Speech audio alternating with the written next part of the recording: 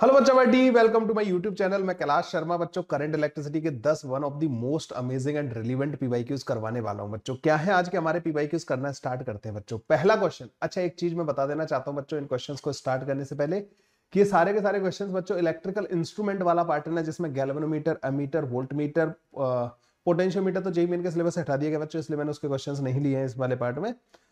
उसके अलावा बच्चों आपका मीटर ब्रिज, इन वाले टॉपिक से बच्चों ये क्वेश्चंस यहाँ पे कवर किए गए हैं। क्या है क्वेश्चंस बच्चों, करना स्टार्ट करते हैं। पहला क्वेश्चन हमारे सामने है, a galvanometer has a resistance of 50 ohm and it allows a maximum current of 5 milliampere. It can be converted into a voltmeter up to 100 volt by connecting in series a resistor of the resistance. कैसे करते हैं बच्चों इस type के questions को solve? बहुत repeat होते हैं बच्चों, मुझे मतलब छांटने पड़ गए कि कौन से को रखना है कौन से को नहीं रखना है। इलेक्ट्रिकल इंस्ट्रूमेंट से बहुत सारे क्वेश्चंस आते हैं बच्चों, ठीक है। आप लोग भी प्रिपेयर रहना कि एक नया क्वेश्चन आपको भी देखने को मिलेगा। यहाँ पे हो क्या रहा है बच्चों कि गैल्वेनोमीटर है, यहाँ पे इस तरीके से गैल्वेनोमीटर मान लो, और इस गैल्वेनोमीटर का अपना एक रेजिस्टेंस दे रखा है 50 ओम के बराबर। इस गैल्वेनोमीटर में जो मैक्सिमम करंट अलाउड है ना बच्चों 5 मिली एम्पियर के बराबर है, ठीक है। ओके, आप इससे बनाना चाहते हो वोल्ट मीटर, तो आपको क्या करना पड़ता है बच्चों, वोल्ट मीटर में हम क्या करते हैं, गैल्वेनोमीटर के साथ सीरीज में एक रजिस्टर ऐड कर देते हैं, यही तो करते हैं अपन जो है, गैल्वेनोमीटर के साथ सीरीज में एक रजिस्टर ऐड कर देते हैं, यही बनता है इस तरीके से। देखो मान लो मैंने इस तरीके से ऐड कर दिया। अब इस पूरे बॉक्स को, अभी एक बॉक्स बनाऊंगा बच्चों ना, उसको पूरे को हम वोल्ट मीटर बोलते हैं, ठीक है। यहाँ पे मैं बॉक्स बना देता हूँ, ये पूरा कहलाता है बच्चों वोल्ट मीटर, ठीक है, ये वोल्ट मीटर कहलाता है। अब वोल्ट मीटर की जो रीडिंग होती है ना बच्चों, वो बेसिकली देखो जितना ज्यादा करंट फ्लो करेगा उतना ही ज्यादा यहां से यहां तक का पोटेंशियल डिफरेंस होगा, है ना। तो जब ये गैल्वेनोमीटर का मैक्सिमम करंट फ्लो कर रहा होगा जो 5 मिली एम्पियर के बराबर है, 5 मिली एम्पियर से ज्यादा गैल्वेनोमीटर में करंट अलाउ नहीं कर सकता मैं, उस टाइम पे जो पोटेंशियल डिफरेंस आ रहा होगा वो मैक्सिमम आएगा। तो वोल्टमीटर की जो मैक्सिमम वैल्यू है, जितना ये रीड कर सकता है, वो इन्होंने हमें बोली 100 वोल्ट तक रीड करवाना है हमें। 100 से छोटे तो करे 100 तक रीड करवाना है। तो क्या ये बच्चों आई इंटू आर प्लस का आर गैल्वेनोमीटर के बराबर होगा या नहीं होगा? आप बोलोगे यस सर। तो 100 divided by 5 milliampere which is 10⁻³ is equal to R plus का आरजी। आरजी कितना है बच्चों? 50 ओम के बराबर, ठीक है। यही होता है फॉर्मूला, यही सिंपल सा एक रेजिस्टेंस लगा देते हैं हम यहाँ पे, और इसका गैल्वेनोमीटर का रेजिस्टेंस तो होता ही है कुछ आरजी, और आई इंटू दिस रेजिस्टेंस, यही वोल्टमीटर की बच्चों मैक्सिमम रीडिंग होती है। अगर आप यहां से देखो तो ये बच्चों 20 किलो ओम आ जाएगा, 20,000 ओम के बराबर आ जाएगा, is equal to R plus का 50। तो बच्चों आर की वैल्यू जो आ जाएगी ना 19,950 ओम के बराबर आ जाएगी, ठीक है। 19,950 ओम, ये वाला बच्चों हमारा करेक्ट आंसर आ जाएगा, ठीक है। C option will be the correct option. ये ऐसे करके बच्चों इस टाइप के क्वेश्चंस को हम लोग जो है निपटा देते हैं। Let's move to the next question बच्चों।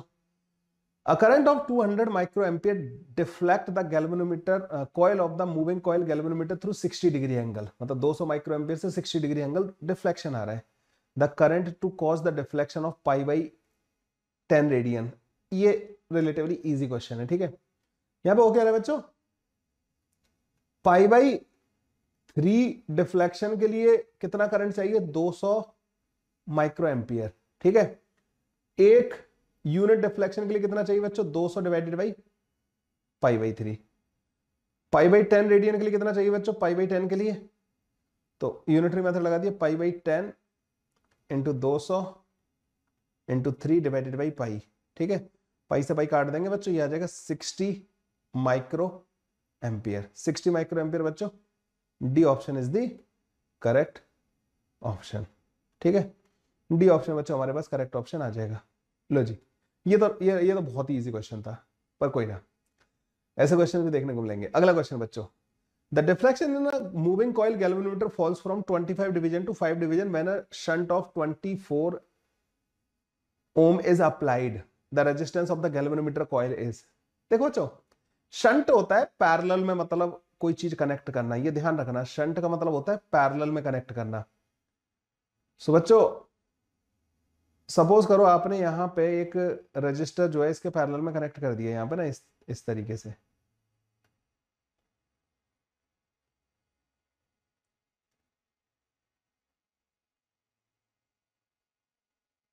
ये शंट कनेक्ट कर दिया बच्चों ना, ये गैल्वेनोमीटर हो गया, इसका रेजिस्टेंस आरजी के बराबर है। ठीक है, पहले बच्चों मान लो आई करंट जा रहा था यहाँ पे ना,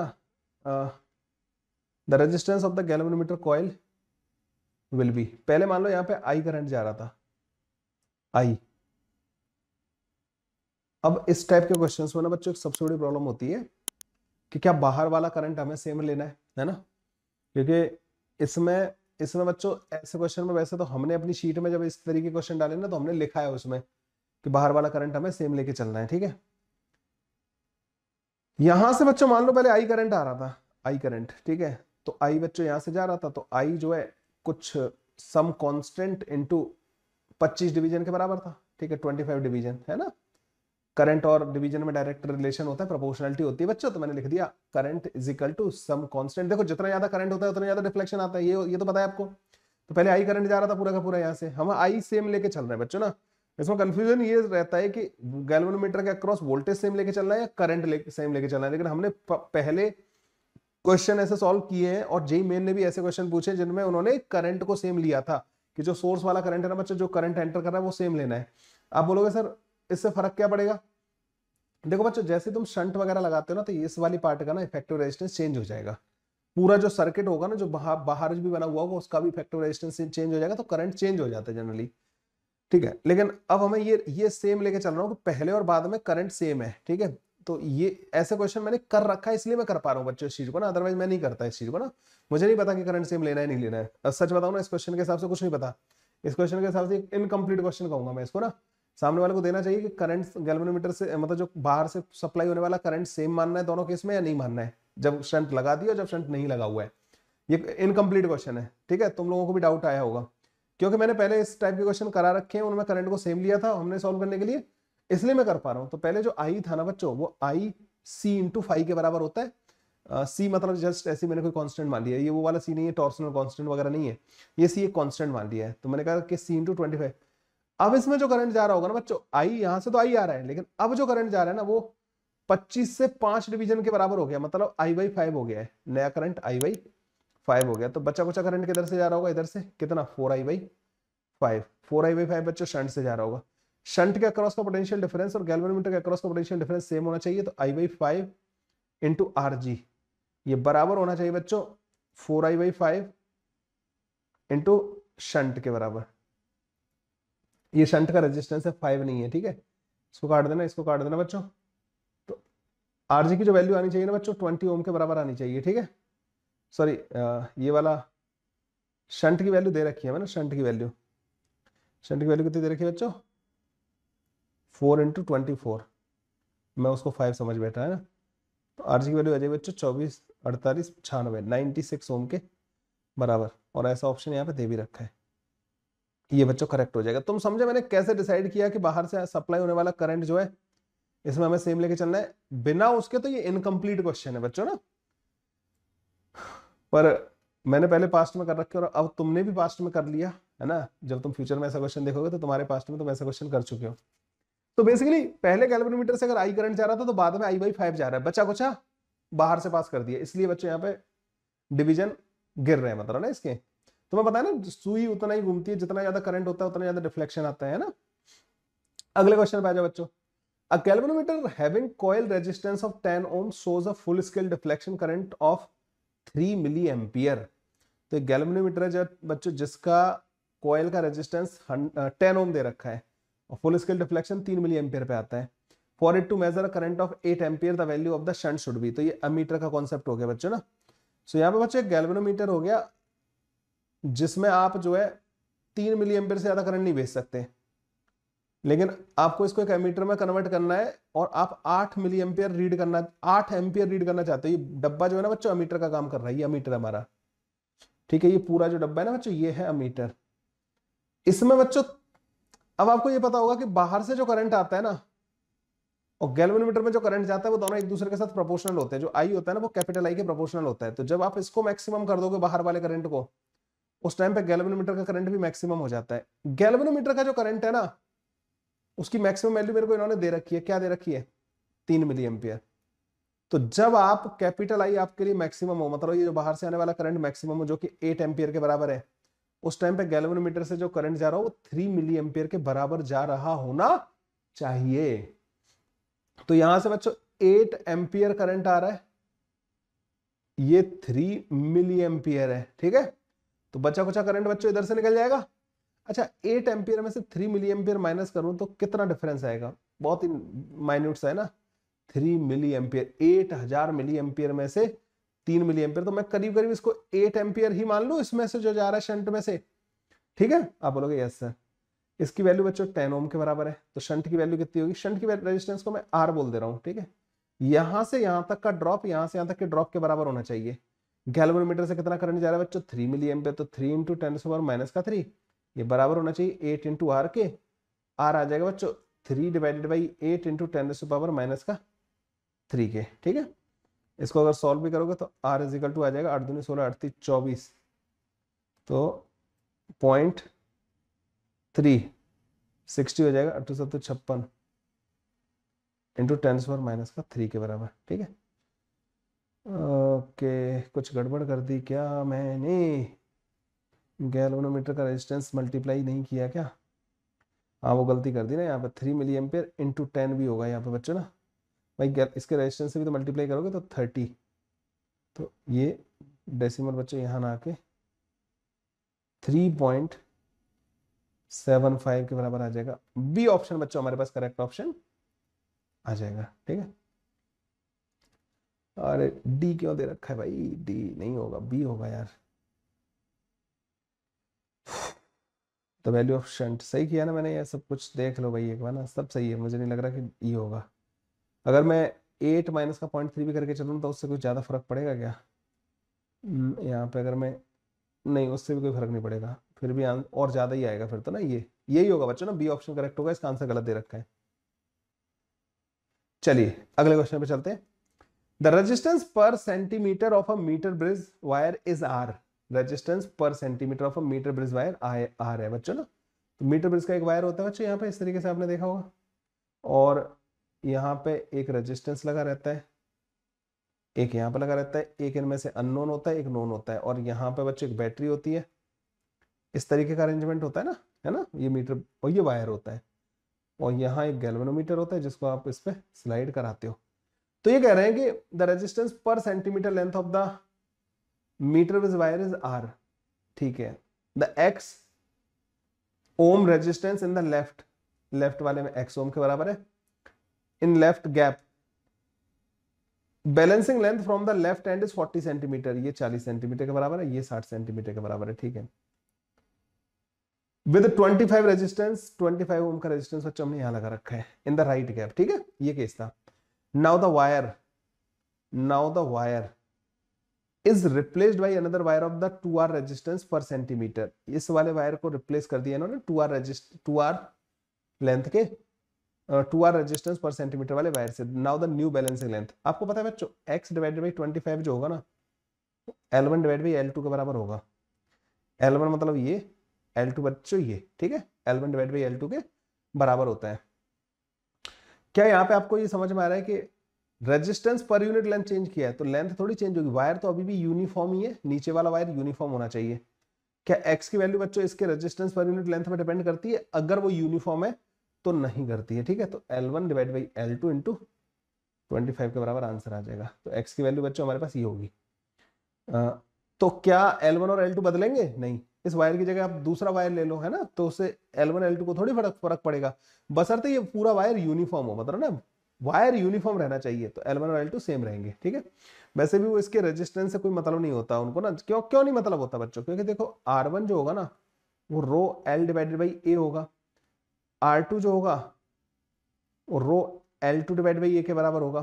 तो R1 अपॉन R2 जो होता है ना L1 अपॉन L2 के बराबर आ जाता है, ठीक है, L1 अपॉन L2 के बराबर आ जाता है। उसको इसके रेजिस्टेंस से मतलब नहीं है, इसकी लेंथ से मतलब है कि बैलेंसिंग लेंथ क्या आएंगी, L1 अपॉन L2 के बराबर R1 अपॉन R2 आएगा, ये होता है। तो बच्चों अभी भी बैलेंसिंग लेंथ 40 सेंटीमीटर ही रहेगी, और ये वाला बच्चों हमारा D option be the correct option, D option बच्चों करेक्ट ऑप्शन आ जाएगा, इजी था। In a meter bridge, when a resistance in the left gap is 2 ohm and unknown resistance in the right gap, देखो left वाले gap में इन्होंने resistance known रखा है अब की बार ना, यहाँ पे उन्होंने बोला 2 ओम और ये रखा है बच्चों x के बराबर। The balancing length is found to be 40 centimetre. Balancing length क्या होती है बच्चों?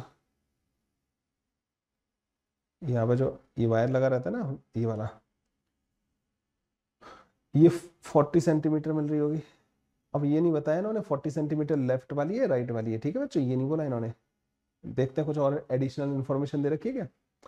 On shunting the unknown resistance, आपने शंट कर दिया। शंट का मतलब ऐसे लगाना होता है बच्चों ना, 2 ओम का रेजिस्टेंस लगा दिया। मैं आपको ये बता देना चाहता हूँ कि इसका जो रेजिस्टेंस होगा ना शंट का और एक्स का इक्विवेलेंट जो आएगा, पैरेलल कॉम्बिनेशन का जो इक्विवेलेंट आता है ना बच्चों, वो छोटे वाले से भी छोटा आता है, ठीक है। तो जब आपने तुम दोनों को शंट कर दिया एक्स और 2 ओम वाले को, the balancing length changes by, अब कह रहे हैं बैलेंसिंग लेंथ कितने से चेंज हो जाएगी ये आपको बताना है। तो यार ये इस बात पे डिपेंड है। चलो बैलेंसिंग लेंथ लेफ्ट की तरफ से मेजर करते हैं हम, तो ये 40 सेंटीमीटर रहा होगा और ये बच्चों 60 सेंटीमीटर रहा होगा, ठीक है, यही रहा होगा 40 एंड 60। तो पहले तो इसको सॉल्व कर लेते हैं। जब शंट नहीं किया था तो 2 divided by x 40 divided by 60 के बराबर आएगा। R1/R2 इक्वल टू L1/L2 आता है। एक्स की वैल्यू जो आ जाएगी ना बच्चों 20, 3 ओम के बराबर आ जाएगी। एक्स की वैल्यू 3 ओम के बराबर आ गई। एक्स और 2 का इक्विवेलेंट कितना हो जाएगा, आर इक्विवेलेंट एक्स और 2 का, तो 3 इंटू 2 डिवाइड बाई 3 प्लस 2 5, तो ये 1.2 ओम के बराबर हो जाएगा, ठीक है। इन दोनों का इक्विवेलेंट 1.2 के बराबर हो जाएगा। अब जो लेंथ होगी ना बच्चों, ये वाली लेंथ L1 मान लो और इसको L2 मान लो, नई लेंथ जो आएगी ना, तो 2 divided by 1.2 is equal to L1 divided by L2, ठीक है। तो अब L1 जो आएगा ना बच्चों, अच्छा L1 प्लस L2 की वैल्यू हमें पता है, इसको कुछ कर सकता हूं मैं, यहाँ 20 हो जाएगा, ये हटेगा तो ये 5 और ये हो जाएगा 3, ठीक है। L2 जो आएगा ना बच्चों वो 3L1 डिवाइडेड बाई 5 के बराबर आएगा। तो L1 प्लस L2 100 सेंटीमीटर के बराबर आना चाहिए।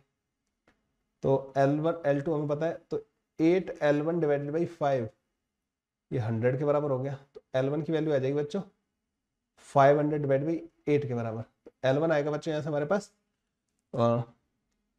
8 से 48, 8 दूनी 16 और 8 पंजे 40, ठीक है। L1 की वैल्यू हमारे पास बच्चों 62.5 सेंटीमीटर के बराबर आ जाएगी। ये आ गई। पहले L1 कितना था 40, अब कितना हो गया 62.5, तो कितना चेंज आया बच्चों 22.5 सेंटीमीटर का। The answer of this question बच्चों विल बी दिस।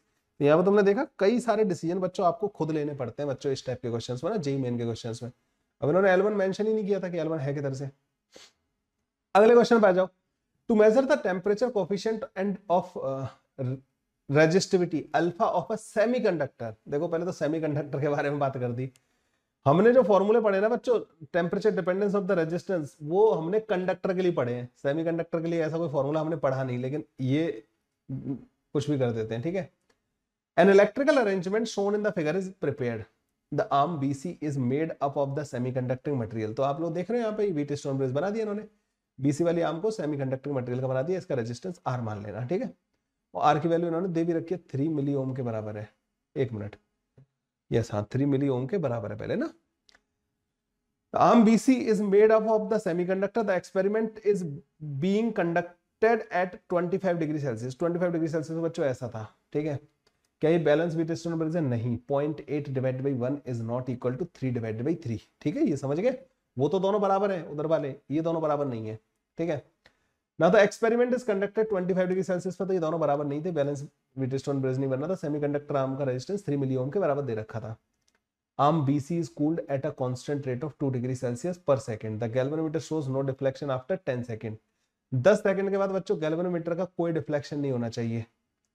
तो गैल्वेनोमीटर का 10 सेकंड के बाद बच्चों इसकी रेजिस्टेंस की वैल्यू क्या हो गई कुछ R डैश, तो हम ये लिखेंगे 0.8 divided by 1 is equal to R dash divided by 3। R dash की वैल्यू बच्चों हमारे पास 2.4 मिली ओम के बराबर आ जाएगी। तो मतलब सेमीकंडक्टिंग मटेरियल का रेजिस्टेंस इतना हो गया होगा, घट गया होगा, है ना। अब हमारे पास बच्चों सेमीकंडक्टर का कोई फॉर्मूला तो है नहीं, रजिस्टर का जरूर था हमारे पास कि R dash is equal to R 1 plus का अल्फा डेल्टा टी। अगर मैं ऑलमोस्ट इसी फॉर्मूले को लगा के चलूं, है ना। वैसे तो तुम्हें पता होना चाहिए कि जो ये वाला जो रेजिस्टेंस होता है ना वो रेफरेंस टेम्परेचर पे होता है, R0 0 डिग्री सेल्सियस पे होता है, लेकिन आपको मैं बता देता हूँ कि जब टेम्परेचर बिल्कुल जीरो के आसपास वाली डील कर रहे होते हैं ना, तो हम इसको डायरेक्ट भी लगा सकते हैं, ठीक है, इतना परेशानी नहीं करता ये। तो आर डैश की वैल्यू मुझे 2.4 मिली एम्पियर चाहिए, और अब मैं जो पहले वाला जो हमारा रूम टेम्परेचर पे जो रेजिस्टेंस था ना, उसी को अपना आर नॉट कंसिडर कर लूंगा। 0 डिग्री सेल्सियस या रूम टेम्परेचर पे जो रेजिस्टेंस होता है ना बच्चों, उसको हम आर नॉट बोलते हैं, मतलब ना रेफरेंस टेम्परेचर 0, 25, 25, 27 इनको ले लेते हैं। तो ये 3 मिली ओम के बराबर था बच्चों, ठीक है। 1 प्लस का अल्फा डेल्टा टी, 10 सेकंड के अंदर कितना टेम्परेचर गिर जाएगा बच्चों? टेम्परेचर में चेंज कितना आएगा 10 सेकंड के अंदर? इसको कूल कर रहे हो ना आप। अच्छा, जब तुम ठंडा करते हो तो 1 मिनट, यहाँ पे एक पंगा और है। जब आप इसको ठंडा कर रहे हो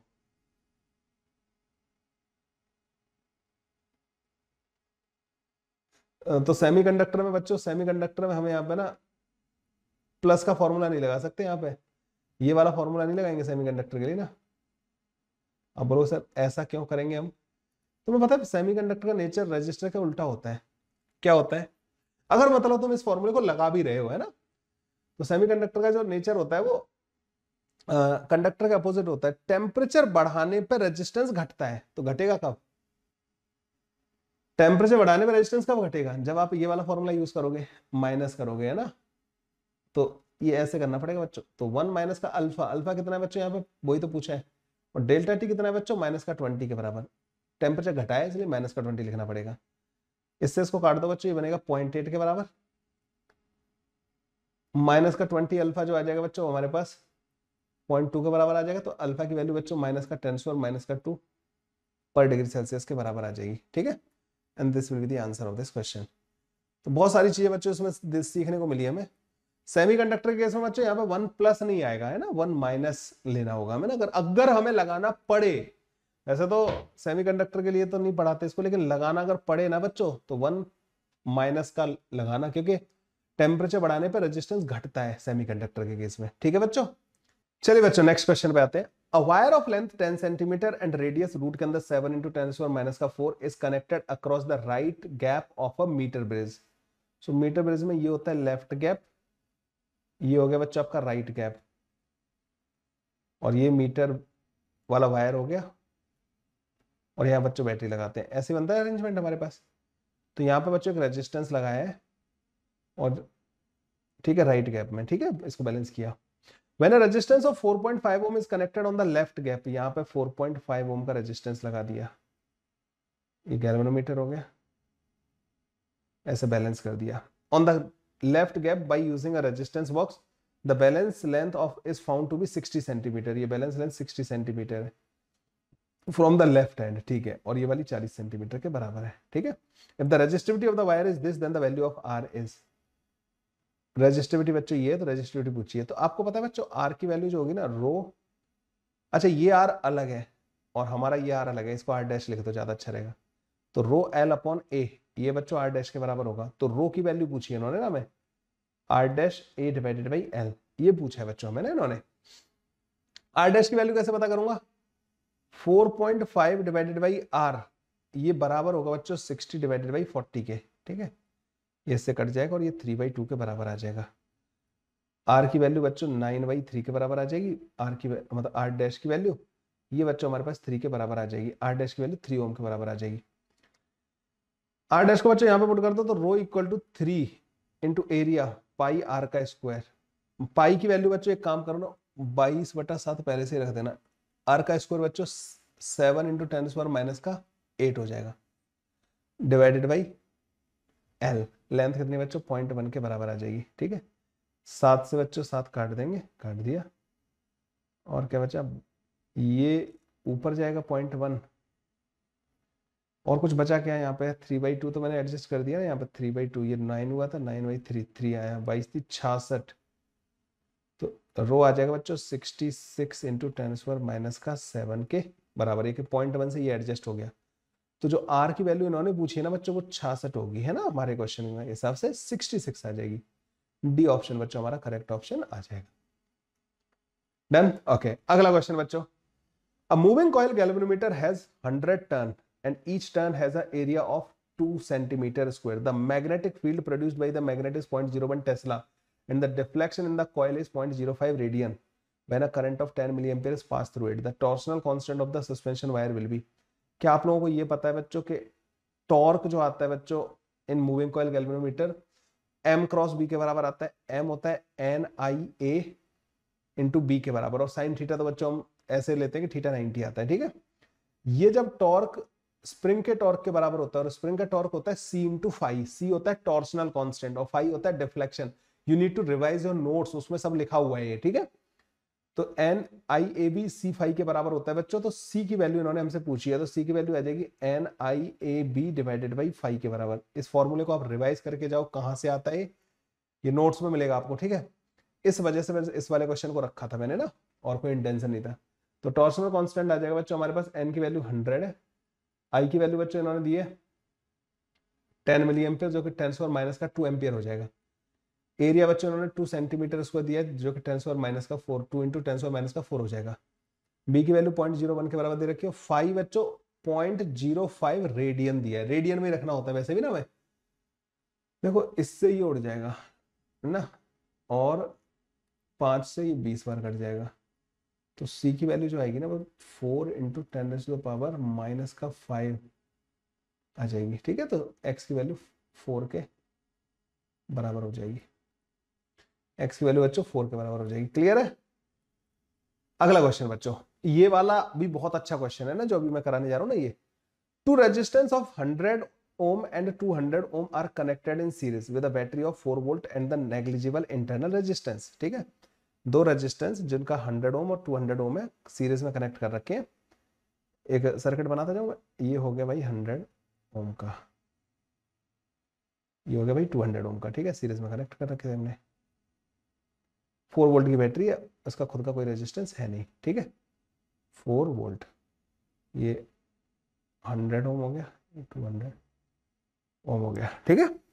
A voltmeter is used to measure the voltage across this, तो यहां पे आपने एक वोल्टमीटर लगा दिया which gives a reading of 1 volt। ये रीडिंग दे रहा है बच्चों 1 वोल्ट के बराबर। इसका क्या मतलब हुआ, इसका खुद का कुछ रेजिस्टेंस होगा, वोल्टमीटर पूछा है, वही वोल्टमीटर का रेजिस्टेंस पूछा है। मतलब यहां से यहां तक का पोटेंशियल डिफरेंस 1 वोल्ट आ रहा है, तो यहां से यहां तक का पोटेंशियल डिफरेंस कितना आ रहा होगा बच्चों, 3 वोल्ट के बराबर। यहां जो करंट फ्लो कर रहा होगा कैपिटल आई। ये बच्चों एक तरीके से पता है इस टाइप के क्वेश्चंस को कैसे सॉल्व करते हैं, वोल्ट मीटर की जगह उसका रेजिस्टेंस लगा दो और जो भी पोटेंशियल डिफरेंस है उसको लेके कर दो सॉल्व। तो यहां से लेके यहां तक जो कैपिटल आई आएगा बच्चों, वो बेसिकली हमारे पास 3 वोल्ट डिवाइडेड बाई 200 के बराबर आ जाएगा। ये होगा कैपिटल आई की वैल्यू, ठीक है। कैपिटल आई बच्चों हमारे पास इतना होगा। अच्छा, इस वाली ब्रांच में जो करंट जा रहा होगा ना स्मॉल आई, तो स्मॉल आई की वैल्यू होगी बच्चों 1 वोल्ट डिवाइडेड बाई 100 के बराबर। तो बचा कुचा करंट बच्चों यहाँ से जा रहा होगा या नहीं जा रहा होगा, इस वाले करंट को मैं आई डैश बोल दे रहा हूँ। तो आई डैश जो होगा वो कैपिटल आई माइनस का स्मॉल आई के बराबर होगा, मतलब 2 डिवाइड बाई 200 के बराबर, मतलब 1/100 के बराबर होगा। तो मैं बताया कि इसके अक्रॉस अगर 1 वोल्ट का पोटेंशियल डिफरेंस है तो वोल्ट मीटर के अक्रॉस भी 1 वोल्ट का पोटेंशियल डिफरेंस होगा। तो 1 is equal to I dash into resistance of voltmeter. भाई यहाँ से यहाँ तक का करंट पता लग गया, तो करंट इंटू रेजिस्टेंस यही वोल्टेज ड्रॉप के बराबर आएगा। तो आर की वैल्यू जो आ जाएगी बच्चों क्या देखो 100 ओम के बराबर आ जाएगी, and that will be your answer, ठीक है। 100 ओम आ जाएगा आंसर इसका। एक मिनट, मैंने क्या गलती कर दी इसमें, the resistance of the voltmeter must be, the voltmeter is used to measure the voltage across 100 ohm resistance which gives the reading as 1 volt, ठीक है। यहाँ पे 1 वोल्ट आ रही है, वहां पे 3 वोल्ट आ रही होगी, वो 3/200 था, गलती यहाँ पे कर दी ना, ये 3/200 था, और आई जो है बच्चों वो 1/100 है। तो 3/200 माइनस का 1/100, ये 1/200 आएगा, है ना, 1/200 आएगा बच्चों, नहीं 1/200 आएगा, ये 200 के बराबर आ जाएगा। यार मैं कैसी कैसी गलतियां कर देता हूँ, ठीक है। ये लो जी, ये आ गया आपके पास आंसर। ओके, कैसे लगे बच्चों 10 के 10 क्वेश्चंस करंट इलेक्ट्रिसिटी के, कमेंट करके जरूर बताना मेरे को ना। मजा आ रहा है, तैयारी अच्छी चल रही है। एक बच्चा हर एक बच्चे को अपने एक दोस्त को फॉरवर्ड करना है कि भाई तू ये वाले पीडीएफ कर ले, यहाँ से तेरा जेईई मेन फिजिक्स हो जाएगा पूरा कंप्लीट ना। चलिए बच्चों, आज के लिए बस इतना ही, bye bye, take care, thank you, मिलते हैं नेक्स्ट वीडियो के अंदर।